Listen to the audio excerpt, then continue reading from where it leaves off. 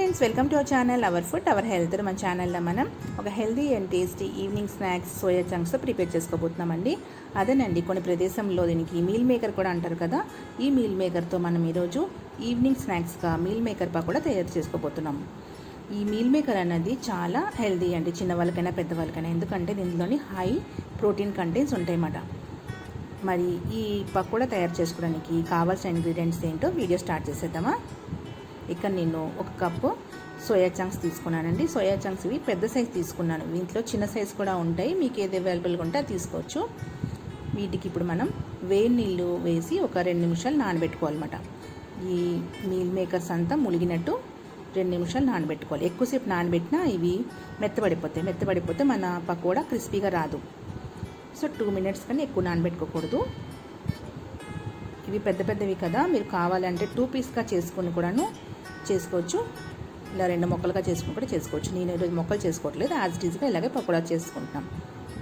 ఈ soya chunks బాగా నానిపోయాయి కదా, ఈ గట్టిగా పిండుకుని ఒక గిన్నెలోకి తీసేసుకుందాం. వాటర్ అంతా పిండుకుని ఒక గిన్నెలోకి తీసుకుని వీటిలోకి ఇప్పుడు 1 స్పూన్ కార్న్ ఫ్లోర్, 1 స్పూన్ బియ్యం పిండి, 1 స్పూన్ మైదా, రుచికి సరిపోయినట్టు సాల్ట్, కారం, ఫ్రెష్గా దంచుకున్న అల్లం వెల్లుల్లి పేస్ట్ 1 అర స్పూన్ వేసుకోవాలి. ఇలా ఇవన్నీ వేసుకున్నాక ఒకసారి ఇలాగా ఈ సోయా చంక్స్ని ఇదంతా పట్టినట్టు కలుపుకోవాలన్నమాట. మీకు పొడిగా అనిపించింది అనుకోండి, మధ్యలో కాస్త వాటర్ కూడా వేసుకోవచ్చు. ఇలా కొంచెంగా వాటర్ వేసుకుని కలుపుకోవాలి. ఇలా కలుపుకొని ఈ పక్కన పెట్టేద్దాం.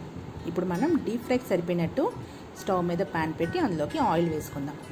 ఈ ఆయిల్ వేడెక్కిందో లేదో ఇలా చిన్న ముక్క వేసామనుకోండి తెలిసిపోతుంది, పైకి తేలితే ఆయిల్ వేడెక్కినట్టు. ఇప్పుడు ఇందులోకి మనం ప్రిపేర్ చేసి పెట్టుకున్నాం కదా సోయా చంక్స్ని కూడా వదిలేద్దాం. ఇవి లో నుంచి మీడియం ఫ్లేమ్లోని పెట్టుకుని ఫ్రై చేసుకోవాలి. హై ఫ్లేమ్లో పెట్టకూడదు. హై ఫ్లేమ్లో పెడితే తొందరగా వేగిపోయినట్టు అనిపిస్తుంది, కానీ లోపల మెత్తగా ఉంటాయన్నమాట, క్రిస్పీగా కూడా రాదు. సో లో నుంచి మీడియం ఫ్లేమ్లో పెట్టి ఫ్రై చేసుకోండి. ఇలా మధ్యలో ఒకసారి కలపండి, పైనుంచి కిందకి అవుతాయి. ఇప్పుడు ఫ్రై అయిపోయింది కదా, ఒక ప్లేట్లోకి తీసేసుకుందాం. టిష్యూ పేపర్ పెట్టి తీసుకుంటే ఎక్స్ట్రా ఆయిల్ ఏమైనా ఉంటుంది కదా, అది పేపర్ పీల్చేస్తుంది అన్నమాట. ఇలాగా పేపర్ పెట్టి ప్లేట్లో తీసేసుకుందాం. మిగిలిన చంక్స్ కూడా ఆయిల్లోకి వేసేసుకుందాం.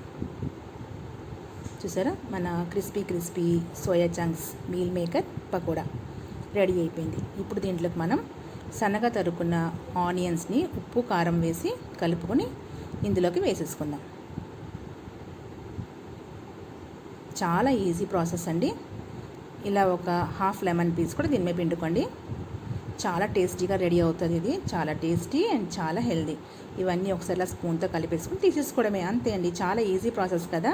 మరి మీరు కూడా మీ ఇంట్లోని ఇలా వర్షం వచ్చినప్పుడు ఇప్పుడైనా ఈవినింగ్ స్నాక్స్గా ప్రిపేర్ చేసుకుని మీ ఇంట్లో వాళ్ళు పెట్టి దీని టేస్ట్ ఎలాగుందో నా కామెంట్ బాక్స్లో కామెంట్ పెడతారు. అలాగే లైక్, షేర్, సబ్స్క్రైబ్ చేయడం మర్చిపోకండి.